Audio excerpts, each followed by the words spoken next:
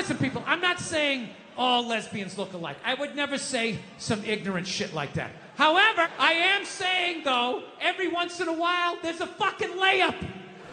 Right? Flat top, wallet chain, fucking walking up the street. Right? But even then, I'm not saying 100%. But gun to my head, I gotta go lesbian. Gotta go lesbian. Final answer, show me lesbian. Right? So, anyway, she's fucking walking up the street. I'm coming down, right? And it's clear to me that if we keep walking the way we're walking, we're gonna bump into each other. Now, I don't want to bump into a woman. I don't want to bump into anybody in New York. So I do the gentlemanly thing. I clock what's going on. So what I do is I just gradually shift over into my own lane. Now everything's fine, right? But then the weirdest thing happened. We walk like another 30 yards, and all of a sudden, she drifts back into my lane again. And I'm sitting there walking like, oh, that was kind of crazy. Thought I solved this problem. All right, so I fucking dip into another lane again, right? Okay, I'm walking. We go another 30 yards. She comes back into my lane again. So now, like, I'm up against the curb. So now I'm like thinking, like, okay, how do I do the politically correct math here? Like, what am I supposed to be doing here? Am I supposed to, like, am I supposed to step off into the bike lane and have some young kid on his electric bicycle come by, 40 miles an hour, run me over? I go down to the pavement, knees and elbows. And for the rest of my life, every time it rains, I got to think about this lesbian that walked me off the fucking block? Is that what I'm supposed to do? Am I supposed to give up the whole sidewalk? Like, oh, your gayness? Right? Or do I stiffen up my shoulder and protect my lane? Right? Now, I'm not proud of this, but I chose the latter. All right? I was like, look, I'm 53, I moved twice, I have an AARP card, I'm the fucking victim here. So I stiffen up the shoulder, and then immediately I'm thinking like, okay, this is gonna get crazy. I have never done this with a female before. This is in public, people are gonna see this shit, what's gonna happen, right? But I'm not gonna lie to you, she started closing in, she was moving, so I like leaned in, like I really got my legs underneath me because she was built like a janitor and I was not going to get spun around. I wasn't getting spun around, not having that on the fucking logbook, right? So I leaned into this shit, and at the last second, she turned her shoulder, and we just missed shoulders, but our forearms still slapped together with significant enough force that it warranted a turnaround. Okay? Now, I know most of you guys drive, so I will break down pedestrian etiquette really quickly. In New York City. This is the deal. If you're walking down the street in New York, right? You're walking, and if you just sort of brush sleeves with somebody, you don't have to stop. You can just look over your shoulder. Hey, sorry, man. My bad. Have a nice day, right? Then there's the next level. Moves up a little bit. You're walking down the street. You actually bump into somebody. You actually have to turn around. Sorry, didn't see you. Little dojo bow. My bad. Whatever you have to do, my sensei, to keep it from escalating. And then there's the last one. You're just walking down the street, and you hit so fucking hard, you gotta turn around and go like old school Dustin Hoffman, De Niro, like, hey, I'm fucking walking here! Huh?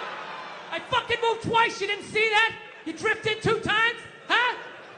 So I turn around to have this confrontation, and let me tell you something, she never looked back. And I'm not gonna lie to you, that bugged me. That bugged me for like 3 days. 3 days, I'm just walking around New York, just fucking goddamn fucking bullshit. There's no fucking way you didn't do that on purpose. Who does that? Who drifts, you know? And I'm feeling this anger. It's just burning me up, and I know eventually it's gonna settle in my chest, and then one more time it's gonna be, I'm sorry, Dada, I'm sorry. It's like, I can't do this. I can't do this to my daughter, I can't do this to my kids. So I started reading up on anger. Like how to let go of shit, I think is what I Googled. And I found empathy. If you have empathy for somebody, you put yourself in their shoes, you can just, figure out where they're coming from, where you're coming from, you can meet in the middle. So I said, all right, here we go. Let me put myself in her shoes. What would cause somebody to accidentally drift into your lane twice? So I just started throwing shit on the wall. Hey, here we go. Did she have a club foot? No. Did she just have a stroke? Did she have Bell's palsy of her left side? You know? Was she a mummy? Did she have a wooden leg? You know? Is she one of those, those fucking diagonal walkers? You get behind them at the airport, you know, they're walking too slow, you try to go around to the right, they start dragging their suitcase over there, you go over to the left, they're coming back this way, you know, it's like they just got off a ship, and everything was just like, no, cut! Right? And I was still mad. Still fucking mad. So I said, I don't give a shit. I don't give a fuck. Lied to myself. Said I didn't give a fuck, you know? So then I ended up going home. Then I'm home and I'm washing the dishes, which is a very Zen-like thing to do. It's like a week later. You know, you wash dishes, you're not thinking of anything. Your brain is empty. And I'm washing the dishes, and then all of a sudden, the answer just came to me. It just floated into my head. And I just looked up. I was like, oh my God. She's a lesbian.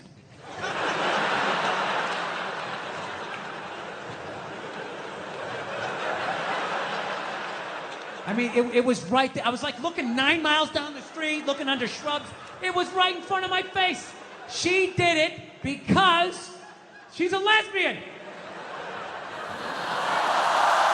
All right, so judging by most of your silence, I will do this math for you. Come on. Let's have a little empathy here. Put yourself in a lesbian's shoes. All right? Who do lesbians date? Women. Who do they move in with? Women. Who do they get in relationships with? Women. Who do they eventually marry? Women. And I was thinking like, oh my God, I did that. I know what the fuck that's like. I know what it's like to live with one of those fucking things. I know exactly what that's. It's hopeless. Trying to make them happy. Hey, I bought you the shiny thing. Did I do it right? Huh? Trying to get them to take responsibility for their actions. Not gonna happen. The best you're gonna get is I'm sorry, but. I know what it's like to be winning a fucking argument. You're winning, and then they turn it around. They're crying, you're apologizing. You're thinking, what the fuck just happened? How am I losing this shit? I had you on the ropes. You feel so dumb, you gotta go for a walk, and you're just thinking, how did I lose again?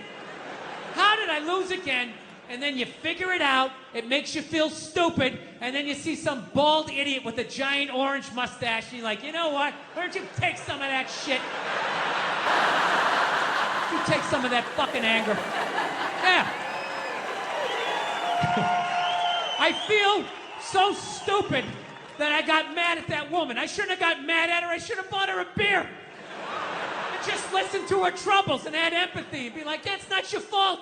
You married a woman. I did it too. You're not going to win. There's no winning this. Yeah. I'm telling you, if you don't believe me, do a little people watching. Take a look at the look on the average lesbian's face. All right? I don't mean a lesbian in her 20s. She's got a whole life ahead of her. She's got Christmas in her eyes, right? I mean a lesbian about 35, 36, starting to settle into what the deal's going to be, right? And then look across the bar. Find a married guy about the same age. Look at the look on his face. Look at the look on her face. Go back to his face. It's the same fucking look. Yeah. And then look at gay guys. Some of the happiest people I've ever met in my life. They're almost too happy. It's like, hey, how's it going? They're like, hi! Almost floating across the room with that lack of estrogen just yanking down your fucking dreams. Now look, it might be a front. I'm not saying all gay guys are just blissfully happy, but it's looking like a pretty good time to me. Dude, they're some of the most positive people I've ever met in my life. Any idea you have, they support it. They're just like, yes, yes, queen, yes, you're fierce, you can do it. Lesbians are up at the bar like a bunch of jaded cops. That's all fucking bullshit. What the fuck was I thinking? U-hauling after 10 days, moving in. What the fuck was I thinking? She's crazy! No, I'm telling you. I think married men and lesbians need to start hanging out more. And we gotta put our heads together and try to solve our common problem, the women in our lives. So we can somehow attain the perceived happiness of the average gay dude out there. Yeah. So, if you believe in that shit, I'll give you some advice if you're gonna expand in the relationship, right? And by dude, I'm not saying she's manly, I'm not being ignorant. By dude, I just mean she's the one that gets blamed for most of the shit, right? Because no relationship is balanced. Somebody is getting away with more. Somebody's drafting behind the other. It's like a bike race. Somebody else is taking the fucking weather in the face. Right? Somebody else is fucking right behind. Oh yeah, it really is wet. Just kind of hiding under your fucking poncho. Male, female, female, female, they, whatever the fuck it is you're into. Every relationship, there's the person that does the dishes and the person that lets them soak. Right? They don't let them soak. They know you're gonna do them.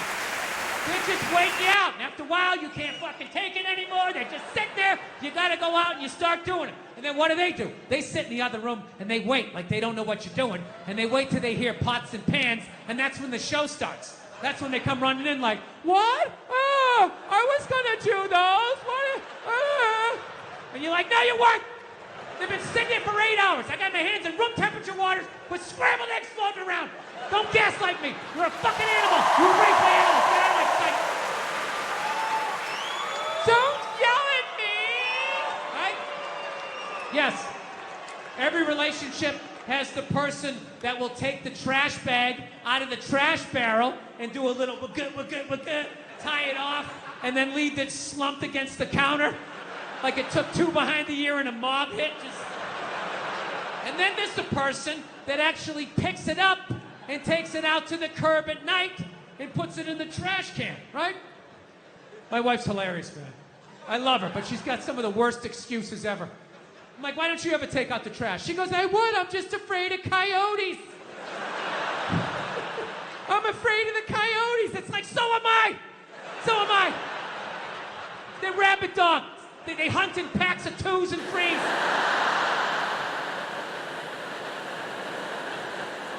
You don't do it because you don't want to do it because you know I'm going to do it. Just get the fuck away from me, please. No, I'm telling you. So, anyway, I know I said a lot of divisive shit here tonight. So before I get out of here, I want to... Let's bring the room together. It's a very divisive time. Everyone wants to feel safe. Let's bring and do a nice, normal...